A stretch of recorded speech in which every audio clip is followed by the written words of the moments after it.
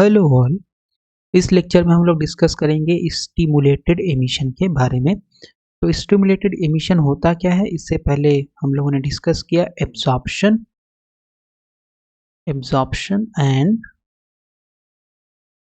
Spontaneous emission.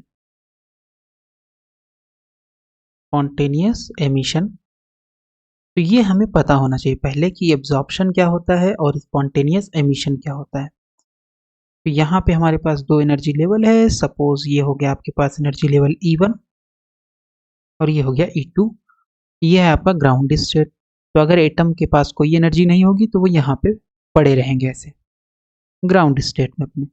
जैसे ही उनको बाहर से एनर्जी मिली, यहाँ से फोटोन आया, ये सारे एटम्स आपके पास कहाँ चले जाएंगे, एक्साइटेड स्टेट में। ठीक है, तो मान लेते हैं यहाँ पे नंबर ऑफ एटम्स हैं ग्राउंड स्टेट में N1 और यहाँ पे है N2। फिर स्पॉन्टेनियस एमिशन क्या होता है, बहुत आसान है। स्पॉन्टेनियस एमिशन क्या है, एब्जॉर्प्शन के बाद वाला प्रोसेस। तो यहाँ पे एटम पहुंच गए हैं, ठीक है। तो यहाँ से यहाँ एटम का ट्रांजिशन होगा और यहाँ से जैसे ही ट्रांजिशन होगा तो एक फोटोन निकालेगा H का। फिर यहाँ से ये वाला एटम नीचे आएगा तो ये भी अपना एक फोटोन निकालेगा।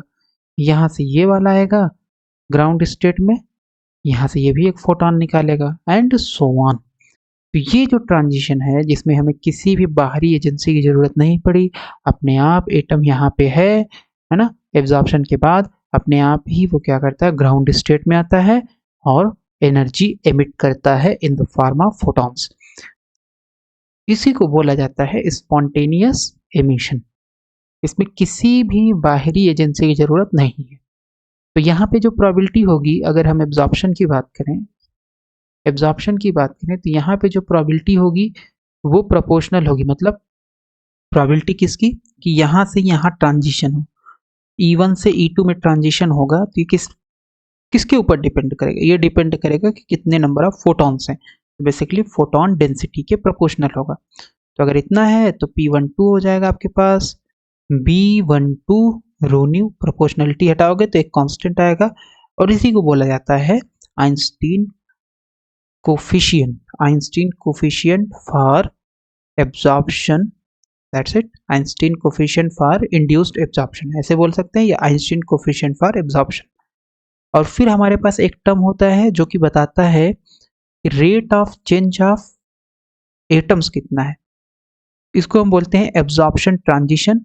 ये बेसिकली क्या होता है, -dN1/dt या +dN2/dt।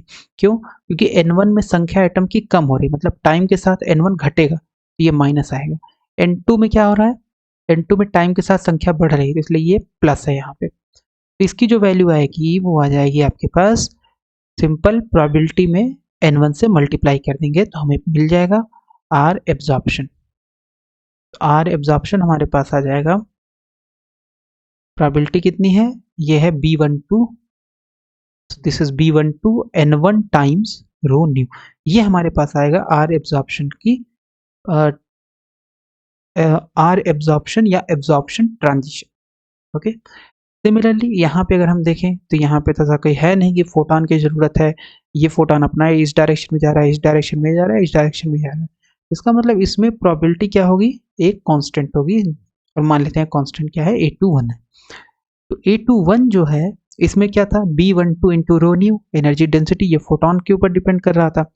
लेकिन यहाँ पे तो ऐसा कुछ नहीं, एटम अपने आप ही ग्राउंड स्टेट में आएगा।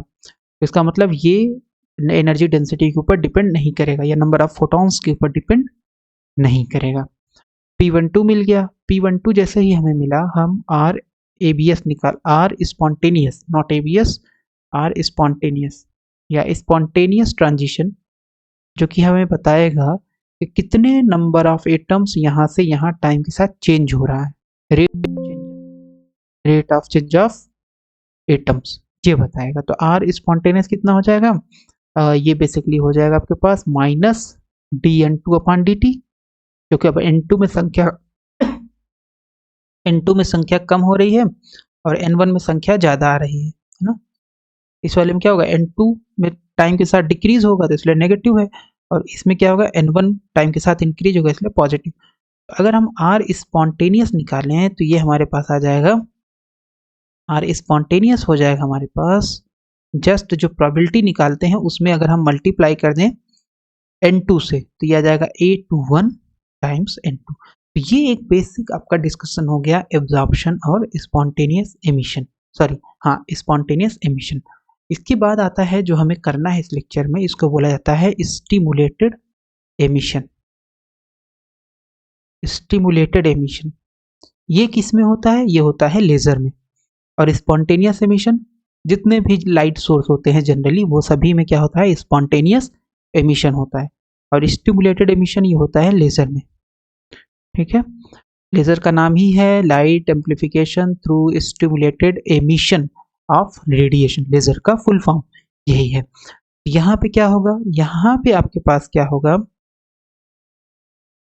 ये आपके पास ये एनर्जी लेवल है, यहाँ पे भी ये स्टार्ट होगा क्योंकि एमिशन है, तो एमिशन का मतलब है एब्जॉर्प्शन वाला प्रोसेस हो चुका है। तो यहाँ पे आपके पास N2 एटम्स है, यहाँ पे मान लेते हैं N1 एटम्स है, ओके। तो होगा क्या, जैसे ही ये एटम नीचे आने लगेगा उसी समय एक फोटोन सेम फ्रीक्वेंसी का इसको मिल जाएगा। ये क्या करेगा, एक फोटोन तो ये खुद एमिट करने वाला था और एक फोटोन ये, तो ये दो फोटोन एमिट करेगा, ओके। सिमिलरली ये वाला क्या करेगा, ये भी एक फोटोन एमिट करने वाला था, 1 सेकेंड, तो ये दो हो गए, तो ये एक फोटोन एमिट करने वाला था, जैसे इसको सेम फ्रीक्वेंसी का फोटोन मिलेगा ये भी कितना एमिट कर देगा, 2। सिमिलरली ये भी कितना एमिट करेगा, 2। तो अगर हम इसको सिमेट्रिक ऐसे लिखें, एक सिंबॉलिक फॉर्म में या सिंबॉलिक इक्वेशन के टर्म में लिखें तो कैसे लिख सकते हैं हम, जो एक्साइटेड एटम्स होते हैं उनको हम A स्टार लिखते हैं। तो A स्टार इस वाले केस में क्या हो रहा है, A यहाँ पे एटम है plus H nu is equal to H star. इस वाले केस में क्या हो रहा है, A स्टार कन्वर्ट हो जा रहा है ना, A plus H new convert हो गया A स्टार में। इसमें क्या हुआ, A स्टार कन्वर्ट हो गया A प्लस H न्यू में। इसमें क्या होता है, इसमें आपके पास A स्टार रहेगा, यानी ये एटम है A star plus H new, ये दे देगा आपको A स्टार कन्वर्ट हो जाएगा A प्लस H न्यू में, प्लस H न्यू, यानी ये 2 फोटोन देगा। एक एक्साइटेड एटम कितने फोटोन देगा, 2। इसी को बोला जाता है स्टिमुलेटेड एमिशन। और ये जो दोनों फोटोन हैं इन दोनों में कोरिलेशन रहेगा, इसमें भी कोरिलेशन रहेगा, इसमें भी कोरिलेशन रहेगा। इसका मतलब ये रैंडम, जैसा स्पॉन्टेनियस में होता है रैंडम एमिशन ऑफ फोटोन, वो नहीं होता है, बल्कि एक डायरेक्शनैलिटी होती है फोटोन के एमिशन में। तो यहाँ पे हमारे पास स्टिमुलेटेड एमिशन, एक बार रिपीट कर देते हैं स्टिमुलेटेड एमिशन। तो यहाँ पे आपके पास एक्साइटेड स्टेट में एटम है, जैसे ही ग्राउंड स्टेट में आने वाला होता है उसी समय एक फोटोन जाकर के इससे अगर टकराएगा तो क्या होगा, ये नीचे आएगा और एक फोटोन ये और एक फोटोन जिसने एब्जॉर्ब कर रखा है वो, 2 फोटोन ये एमिट कर देगा एक्साइटेड एटम। तो इसका मतलब A star plus H nu is equal to A plus 2H nu में कन्वर्ट हो जाएगा। This is before process, this is after process. तो यहाँ पे अगर हम प्रोबेबिलिटी ये लिखें, 1 सेकेंड, तो सबसे पहले हमारे पास इसको हटा देते हैं, चलो इसको निकाल देते हैं यहाँ से। यहाँ पे क्या हो रहा है, यहाँ पे जो प्रोबेबिलिटी होगी P21, 2 से 1 में ट्रांजिशन प्रोबेबिलिटी जो होगी वो क्या हो जाएगा, वो हो जाएगा प्रोपोर्शनल टू, किसके प्रोपोर्शनल होगा, अब क्योंकि यहाँ फोटोन आ गया, स्पॉन्टेनियस में तो यहाँ फोटोन है ही नहीं, है ना, स्पॉन्टेनियस में तो अपने आप आता है। एक्सटर्नल फोटोन अगर हम इसको नाम दे दें, या सपोज ये एक्सटर्नल फोटोन है, तो ये एक्सटर्नल फोटोन की वजह से जो प्रोबेबिलिटी होगी वो आपका डिपेंड करने लगेगी रो न्यू के ऊपर। इसका मतलब है P21 is equal to B21 rho nu के बराबर हो जाएगा। तो जब ये हमें पता चल गया तो R स्टिमुलेटेड अगर हम निकालें, या ST लिख दे रहे हैं या स्टिमुलेटेड पूरा भी लिख सकते हैं, तो बेसिकली जो प्रोबेबिलिटी निकली है उसमें N2 से मल्टीप्लाई कर देंगे तो हो जाएगा B21 N2 रो न्यू। तो ये हमारे पास आ गया स्टिमुलेटेड ट्रांजिशन। ये बेसिकली क्या बताएगा कि rate of change of number of atoms, R stimulated क्या होगा, ये हो जाएगा rate of change of number of atoms in state 2 या इन एनर्जी स्टेट E2। ओके, तो यहाँ पे हम लोगों ने वही निकाला हुआ है। सबसे पहले हमारे पास ये प्रोबेबिलिटी हो गई B21 रो न्यू और RST। प्रोबेबिलिटी जब भी निकाल लो आप उसमें N2 से मल्टीप्लाई कर दोगे तो RST आ जाएगा। This process is controllable from outside. ये प्रोसेस इस एक्सटर्नल फोटोन के द्वारा कंट्रोलेबल होता है। Stimulated emission. स्पॉन्टेनियस में ऐसा नहीं, स्पॉन्टेनियस तो अपने आप हो रहा है, तो ये वाला इधर निकल जाएगा फोटोन, ये इधर ये इधर। लेकिन इसमें क्या होगा, स्टिमुलेटेड में ये फोटोन जितने भी आगे वाले फोटोन एमिट हो गए उन सभी को कंट्रोल कर सकता है। This process is controllable from outside. The photon induced in this process propagates in the same direction as that of stimulating photons। तो जो एक्सटर्नल फोटोन या स्टिमुलेटिंग फोटोन है उसी के डायरेक्शन में आपका जो दूसरा फोटोन जो एमिट होगा एक्साइटेड स्टेट से, वो दोनों सेम ही डायरेक्शन में प्रोपगेट करेंगे। तो विद सेम फ्रीक्वेंसी, फ्रीक्वेंसी भी सेम होगा, फेज भी सेम होगा, प्लेन ऑफ पोलराइजेशन भी सेम होगा। सपोज आपके पास एक ए स्टार है, मतलब ए स्टार का मतलब क्या है, ये एक्साइटेड है, ये अभी जस्ट एमिट करने ही वाला है एक फोटोन। ए स्टार किस में कन्वर्ट हो जाता है, एमिशन में।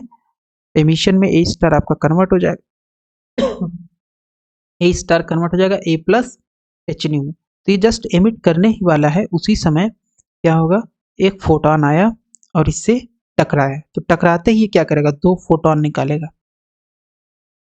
ठीक है, दो फोटोन निकाला, इन दोनों का phase, plane of polarization, frequency सब कुछ सेम होगा। फिर ये दो फोटोन, ये और ये जा करके दो एक्साइटेड एटम से टकराएंगे।